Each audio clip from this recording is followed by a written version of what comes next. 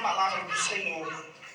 Juízes capítulo 6, versículos 7 e 8. Juízes capítulo 6, versículos 7 e 8. E sucedeu que quando os filhos de Israel clamaram ao Senhor por causa dos medianitas, o Senhor enviou um profeta aos filhos de Israel que lhe disse: assim diz o Senhor. Assim disse quem?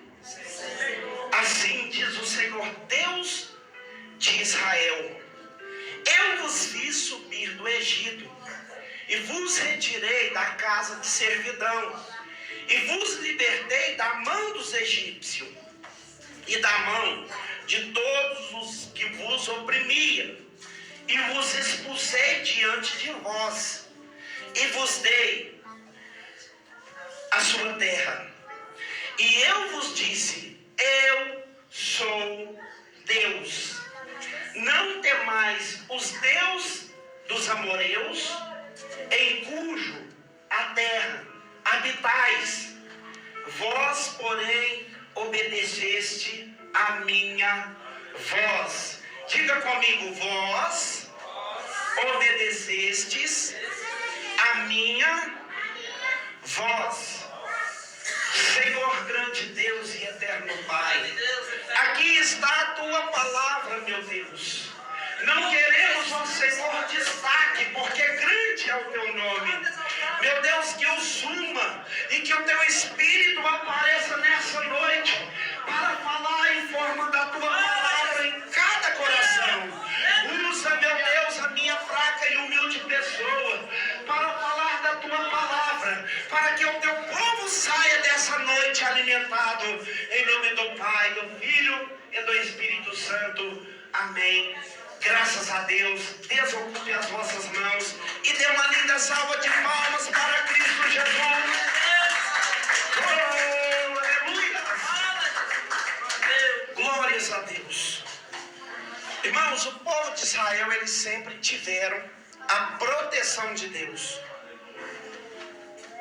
O Deus que criou os céus e a terra sempre esteve envolvido em cuidar desse povo. E o povo tiveram muitas confirmações que Deus é com eles. Assim como nós também podemos ter essa certificação que Deus foi conosco, Deus é conosco. A prova é que veio o Covid. Quantas pessoas aqui pegou o Covid? Levanta a mão. Tá vendo? São poucas pessoas que pegaram e não morreram. E nós vemos que outras já pegaram e não passaram. Porque colocaram a sua fé nos deuses. Colocaram a sua certeza nos recursos da terra. Né? Eu me lembro que o Covid bateu lá em casa. Né? O caso da minha esposa era de internação para balão de oxigênio. E eu estava um pouco meio fraco na fé, ainda não estava enganjado. Eu fiz um voto com Deus ali e falei assim: Deus, eu tenho visto milagre. E eu tenho pregado no Oeste Mineiro quase inteiro. Em todo lugar que eu passo, eu oro por cura, eu oro por libertação. E Deus manifesta o poder. Mas na minha casa não vai ser diferente. Eu estou fazendo uma aliança, um pacto com o Senhor aqui hoje. Dá um livramento para minha esposa. E não levei ela no posto, não levei ela em lugar nenhum. Né? E só oração, chá de cará, suco de cará, sopa de cará, pão de cará, café de cará. É tanto cará que a cabeça dela ficou formada de cará. Brincadeira. E Deus cuidou de nós. Não foi o cará que salvou ela, foi a fé. A fé não deixou, porque o estado dela era precário. Ela dava aqueles gemidos lá dentro do quarto assim, fazendo comida, temperando o arroz com lágrimas, chorando. Deixa ela morrer não, Jesus. Se ela morrer, não sei o que vai ser de nós não. O caso dela é bem ruim.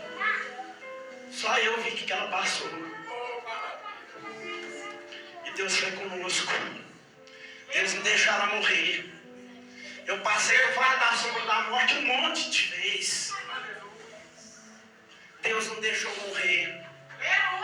A minha família passou no vale da morte um monte de vezes. O meu irmão que está ali, né, tomou um tiro, cortou 3 pedras no coração dele, né? eu conheci um rapaz que era médico, ele falou, não, cortou 2 pernas, o cara já está morto. Eu falei, não, eu cheguei lá na igreja, desespero. A igreja era ali, ó. Eu falei, Deus, não, na minha casa não, pai. Eu tenho o Senhor, eu confio no Senhor, não deixa ele morrer. Eu vou pregar a tua palavra, enquanto ele estiver vivo, não deixa. Ali está ele, não deixa ele morrer. Eu tomei um tiro, irmão. Atravessou os órgãos, tudo, parou no fio da espinha. E eu deitado assim, eu acordei no meio da cirurgia, eu vi eu aberto assim no espelho, assim, eu falei, nossa! Que eu vi minhas tripas assim, eu falei, Deus, não deixa eu morrer não. Pelo amor de Deus, não deixa eu morrer. Eu ainda tenho muita coisa para fazer para frente ainda, eu vou pregar a tua palavra. Deus, não deixa eu morrer. Aleluia! Então, irmão, nós temos prova que Deus é conosco. Aleluia! Não temos sombra de dúvida que Deus é conosco.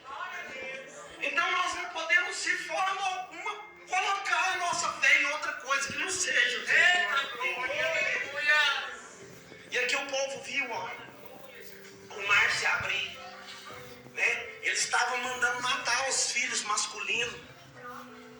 Deus não deixou matar Moisés, porque Deus tinha, através da vida de Moisés, um livramento para a nação que estava com a boca no pó, clamando pela misericórdia e pelo socorro.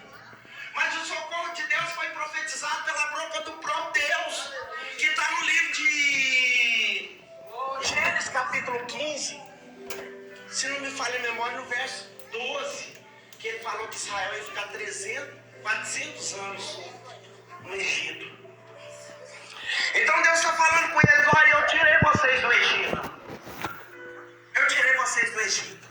Eles estavam orando, eles estavam tão acostumados à oração, que na hora que eles saíram do Egito, que eles se colocaram diante do mar, caiu todo mundo de joelho e começou glória, glória, glória. Deus falou assim, Moisés, o que é isso aí?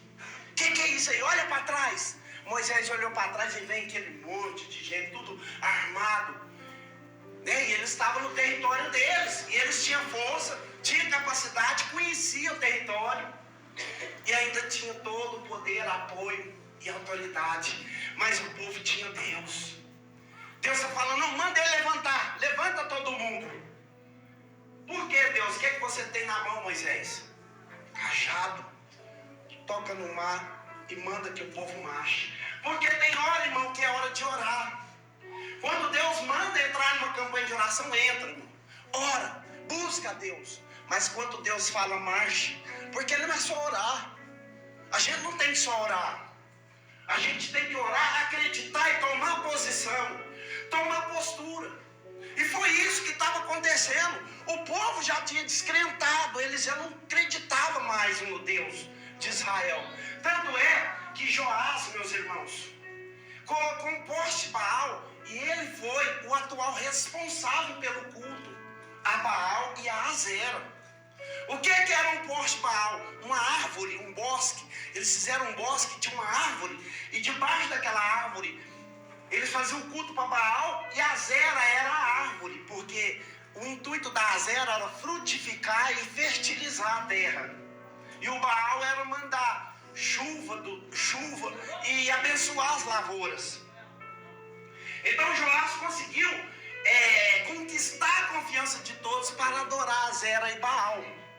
E ali tinha o bosque, e toda vez que acontecia os cultos, não sobrava ninguém na cidade, todo mundo adorar Baal, adorar Azera. Irmãos, e eles adoravam com tanta intensidade que eles tinham uma parceria com os amoreus e com os medianitas e com os amalequitas. Eles tinham uma parceria. Tanto é que eles não iam lá só para bater neles, fazer zoeira com eles, não. Eles só passavam, correndo em cima da lavoura. E quando estava saindo aquelas florzinhas para dar fruto, vinham os amalequitas, os medianitas, só passavam, correndo, com os animais deles, assim, era o trajeto dentro da cidade. Porque a cidade dos amorreus estava assim, a cidade de Asdod estava para lá assim, eles só passavam dentro da lavoura. Mas o exército deles era muito grande, era 135 mil, assim disse Flávio José, né? Flávio José, ele tentou calcular, e ele falou que o exército de Midian era 135 mil homens prontos e preparados para a guerra. Mas quem que eram os Midian? Os midianitas eram filhos do Midian. Quem que era Midian? Midian era o quarto filho de Abraão com Quetura. Abraão, depois que a esposa dele morreu, a Sara, ele teve uma outra mulher chamada Quetura. E ele teve 6 filhos com Quetura. E um desses filhos chamava Midian. E desse Midian veio os medianitas. E esses medianitas eram praticamente membros da família de Israel. Queridos, eu quero te dizer que muitas das vezes você vem buscar a presença de Deus e você envolve toda a sua casa na oração, no choro, no planto, pedindo Deus livramento. Mas muitas das vezes eles não têm a mesma intenção. Muitas das vezes eles não tiveram com o mesmo olhar que você vê eles. Mas o nosso Deus é um Deus que nos prontifica e nos prepara. Então, o que aconteceu? Deus resolveu mandar uma profecia através do profeta. E o profeta chegou até a nação e falou: olha, eu sou o Deus de Abraão, de Isaac e de Jacó. Eu tirei vocês do Egito com um braço forte e dei para vocês uma terra aonde vocês não têm que preocupar com nada. Eu sou o Senhor que cuida de vocês.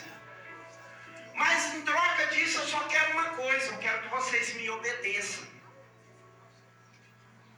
Então Deus já tinha dado o sinal que ele já estava em andamento. E de repente o anjo que falou com esse profeta já foi e parou debaixo do Calvário. Que era uma árvore. E ali eles toparam com quem? Ele topou com Gideão, que estava malhando trigo. Ele estava malhando trigo no lagar. Lagar é o quê? Lugar de malhar uva. Mas ele estava malhando trigo. Por que ele estava malhando trigo ali? Porque tinha 7 anos que não dava uva. A maior fonte de renda de Israel era o trigo e a uva. Mas como não estava dando uva e o terreiro era maior para ele malhar esse trigo, estava lá sozinho. Sabe por quê? Porque os demais estavam escondidos nas cavernas, nas rochas, com medo dos midianitas, com medo dos amalequitas, com medo dos amorreus. Mas Gideão estava lá.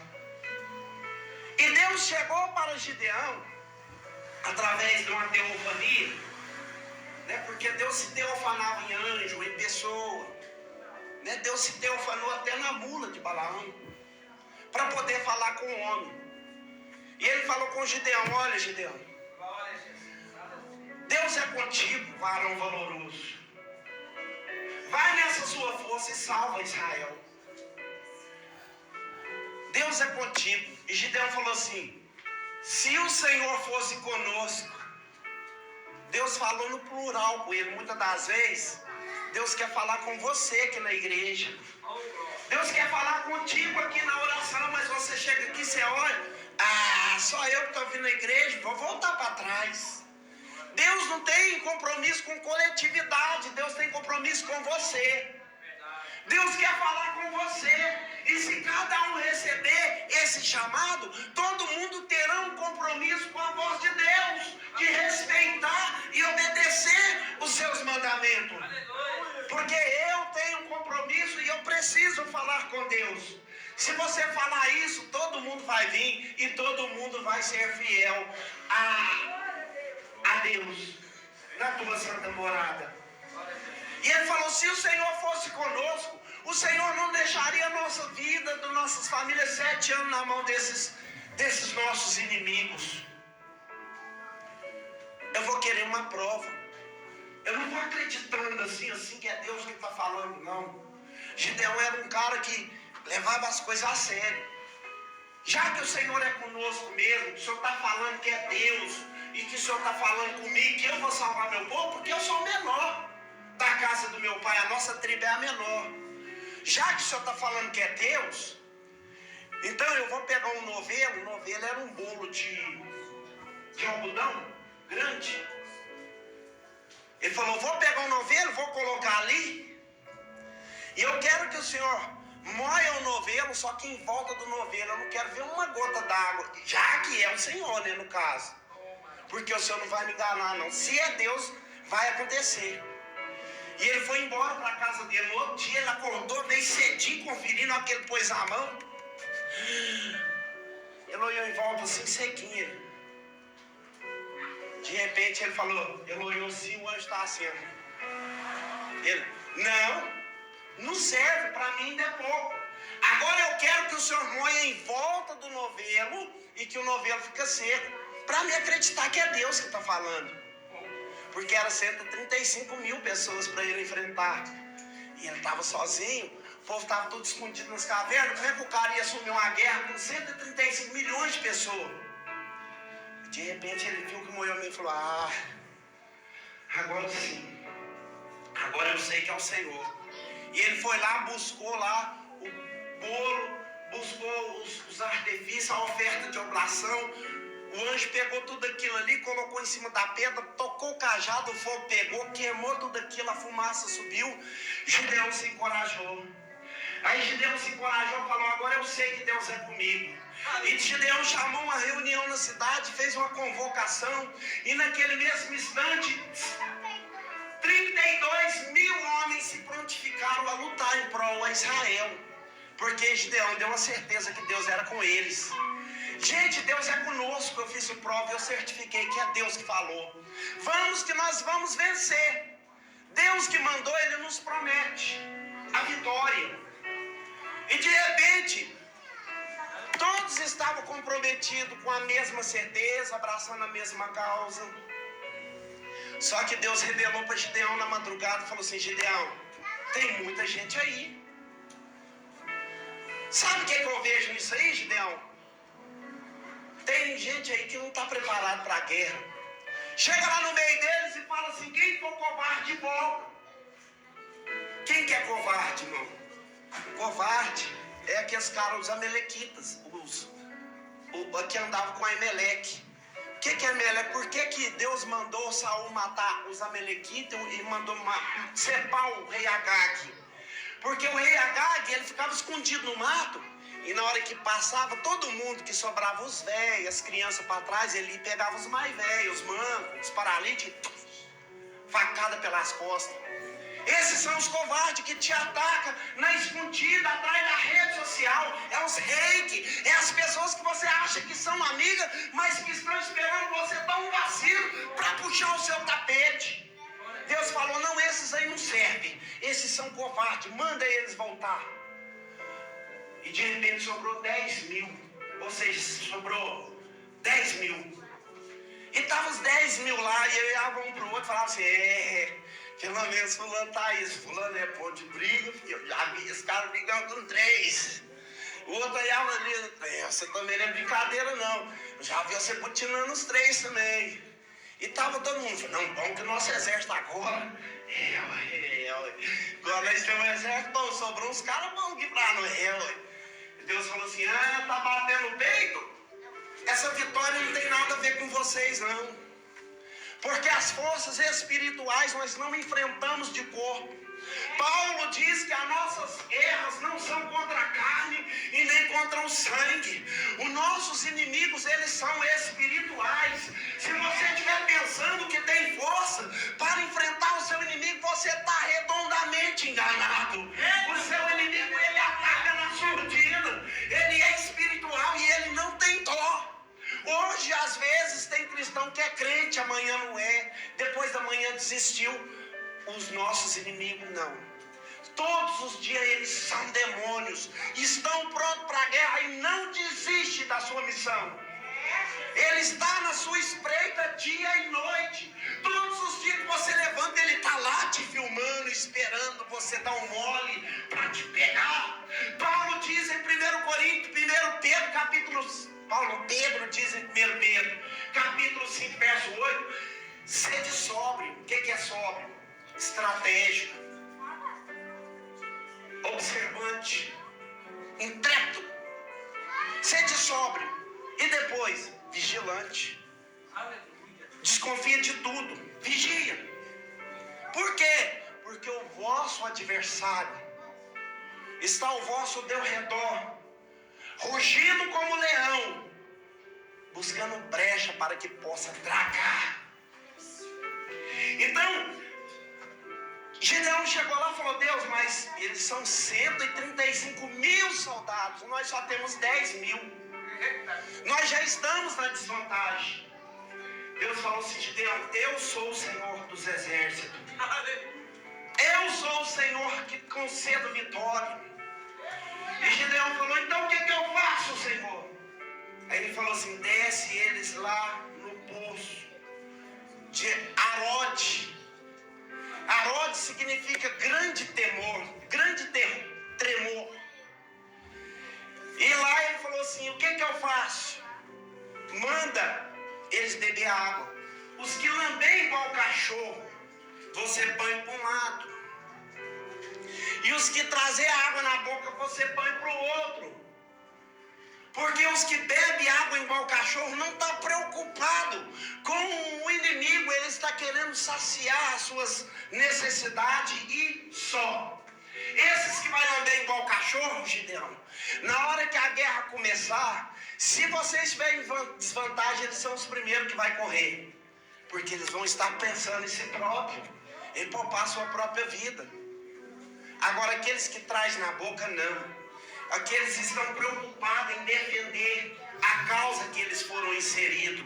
Ah, é? Então vamos embora. Sobrou o quê? 300.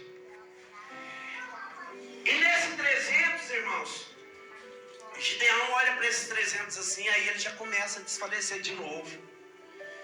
Tinha 32 mil, caiu para 10 mil, nós estávamos desvantados com 300. Pode ser que seja Deus que falou comigo, mas eu acho que eu não estou preparado, não. E ele começou a desfalecer. Porque tem certa hora na nossa vida que nós começamos a desfalecer. A gente pensa: eu estou orando, eu estou buscando, eu vou na igreja, eu sou dizimista, eu estou todo dia na intercessão. E parece que não está acontecendo nada. Parece que não está tendo resultado, só parece. Só parece porque o reino de Deus ele não se manifesta visível. Irmãos, e ele pegou e descalentou e ele foi dormir. E na hora que ele foi dormir, Deus acordou ele de madrugada e falou assim: Gideão, pega o seu moço Purá. Pega o seu moço Purá e desce no território dos seus inimigos. Desce lá no arraial dos Medianitas. Só nós dois? Só vocês dois. Desce lá. E eu fui pesquisar o que significa Purá. Purá significa consagrado a Deus.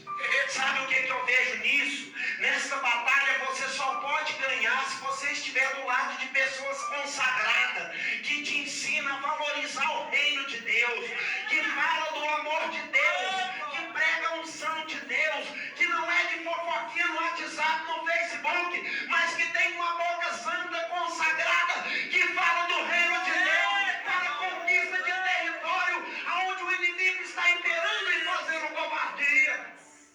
Se você acha alguém consagrado, que tem uma vida de oração, que tem uma vida de consagração, que tem uma vida de conhecimento bíblico, você vai sobressair na batalha. E desceu Gideão em Purá. O que significa Gideão? Lenhador.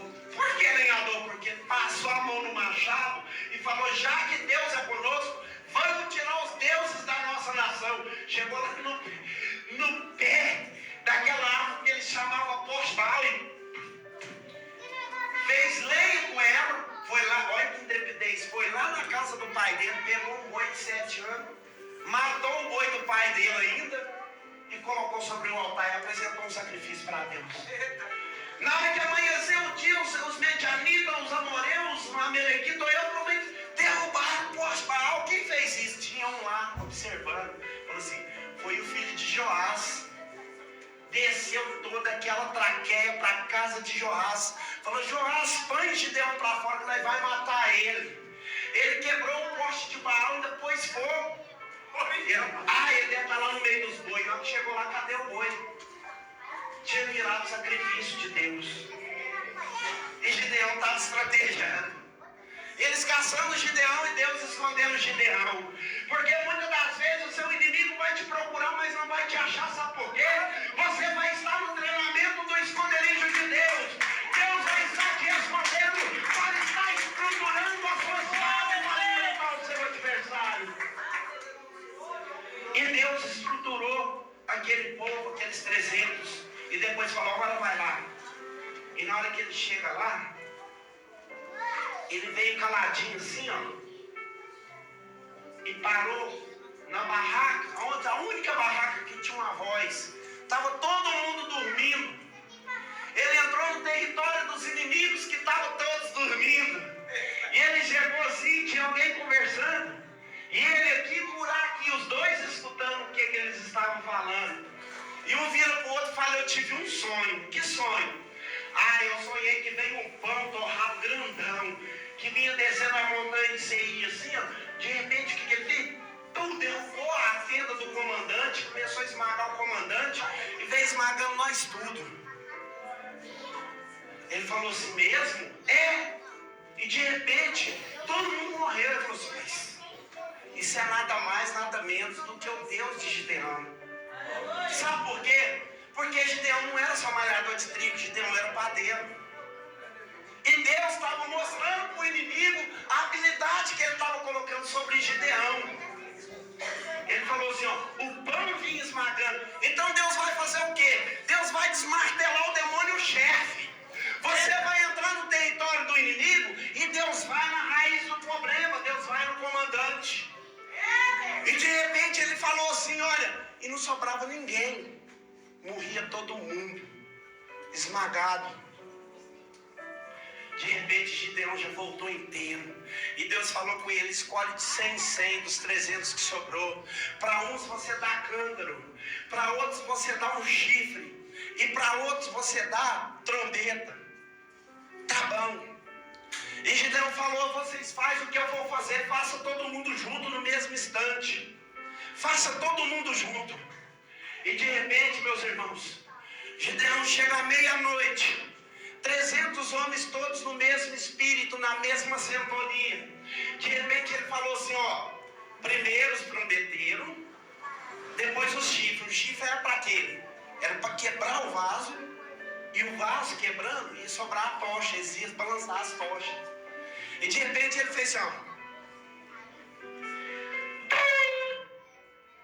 Quem está dormindo, o que ele faz? Acordou apavorado, de repente, um barulho, quebrando os vasos, e de repente, a Bíblia diz que jogou um espírito de confusão na mente deles. Um pegou a espada e ia matando o outro ia matando o outro, e quando amanheceu de manhãzinha, não tinha um inimigo em pé para contar vantagem, porque Deus entrou no território do inimigo e desmartelou a força do inferno e concedeu vitória para o teu povo. Aleluias e glória a Deus. Agora segura que eu já estou acabando. Mas para que essa tocha acontecesse, o cântaro teve que ser quebrado. Quem que é o cântaro? O cântaro somos nós. Nós só vamos ver o valor que está dentro de nós na hora que nós quebrarmos de todo o nosso eu, de toda a nossa altivez, de todo o nosso orgulho. Quando nós se quebrar, sabe o que vai acontecer? Jeremias capítulo 18. Nós vamos para a mão do olheiro, e quando o olheiro coloca a mão no vaso, não tem vaso torto, não tem vaso que tem defeito, porque ele é perfeito na sua maneira de trabalhar. E depois que o vaso estiver conecto, pronto e perfeito, pronto para ser utilizado, vai acender as chamas. E aonde tem chama, tem esperança, tem purificação, tem transformação. Aleluia! Deus está transformando nessa noite pessoas. Deus está quebrando nessa noite vaso. Deus está nessa noite vocacionando pessoa, porque você não luta sozinho. Deus está contigo. Nessa batalha você não tem que fazer apenas creia e obedeça a voz daquele que colocou você nela. Aleluias. Glórias a Deus.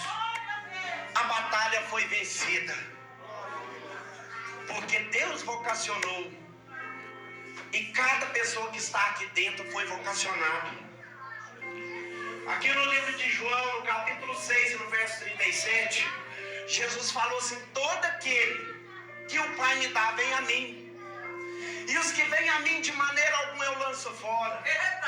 Todos que estão aqui dentro, foi Deus que deu para Jesus. Esse aqui também, esse. Às vezes, irmão, você tem uma doença ou enfermidade, é seta, é dados.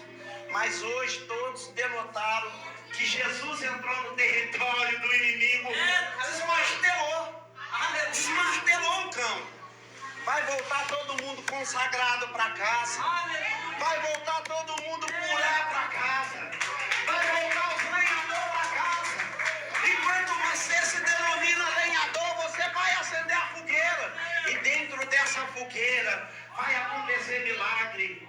Aleluias. Toma posse dessa palavra. Toma posse.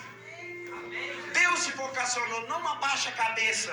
Não sinta inferior. Não sinta incapaz. Não sinta fraco.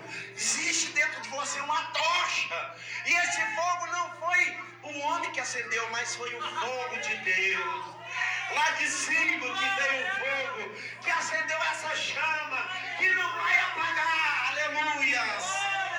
Louvado seja Deus.